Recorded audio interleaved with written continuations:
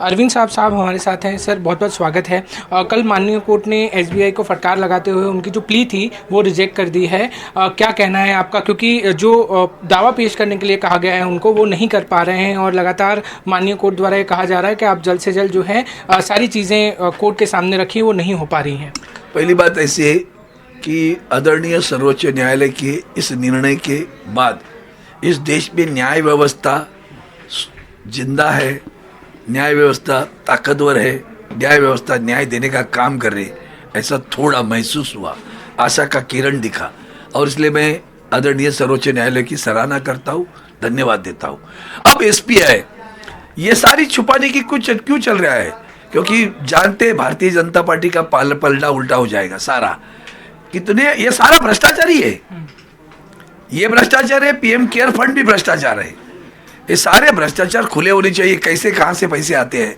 अब इस भ्रष्टाचार में एसबीआई ने जब उनको बोला था, समय दिया था, इतने समय में नहीं कर पा रहे। आप क्या चाहते हो, आचार संहिता आ जाए तो फिर क्या 2 महीना चुप कर बैठेंगे। चुनाव लड़ने के पहले उनकी पर्दा खुलना चाहिए, वो पर्दा नसी है, सब खुल गया। अब उन्होंने डांट लिया और आज कहा था आज के आज सबमिट करो, और वो ये भी आगे कहा है 15 तारीख के पहले आपके वेबसाइट पे डालो। बहुत बड़ी बात हुई है। ऐसा लगता है आपको कि भारतीय जनता पार्टी मैनिपुलेट करने की कोशिश कर रही है? बहुत की हर जगह करती है, कोई नई बात है कि भारतीय जनता पार्टी सारी चीजें मैनिपुलेट ही करती है ना, उनका वही चलता है।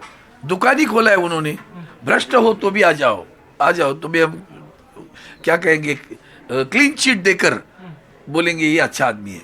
कल गाली देते हो, आज कहते हो बहुत बड़ा कार्य करता है। ये उनको ही जमता है, शर्म नहीं है ऐसा बोलता हूँ। सर लगातार महाविकास अघाड़ी की सरकार पर भारतीय जनता पार्टी हो या फिर नरेंद्र मोदी हो, उन्होंने इल्जाम लगाए हैं कि भ्रष्टाचारियों की सरकार थी और बाकी सारी चीजें थी। अच्छा, मेरा इस पर एक ही सवाल है। आदरणीय प्रधानमंत्री जी, आपको हाथ जोड़कर प्रार्थना करता हूँ, कभी तो बोलो सच। आपने भरी सभा में भोपाल में कहा 75,000 करोड़ का घोटाला, सिंचाई घोटाला महाराष्ट्र में हुआ, सहकारी बैंकों में घोटाला हुआ। जिसने घोटाला किया उसको 15 दिन में आपने आपकी सरकार में लिया और उप मुख्यमंत्री बनाया।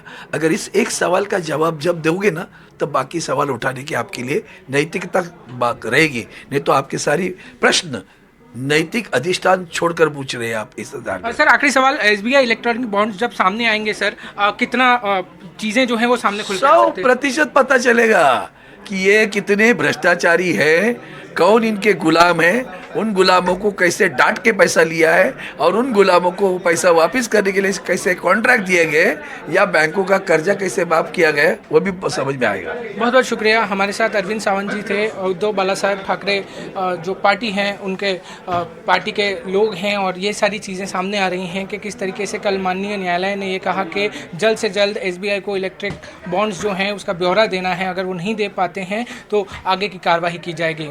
कैमरामैन राजेंद्र के साथ पारस दामा, एनडीटीवी इंडिया, मुंबई।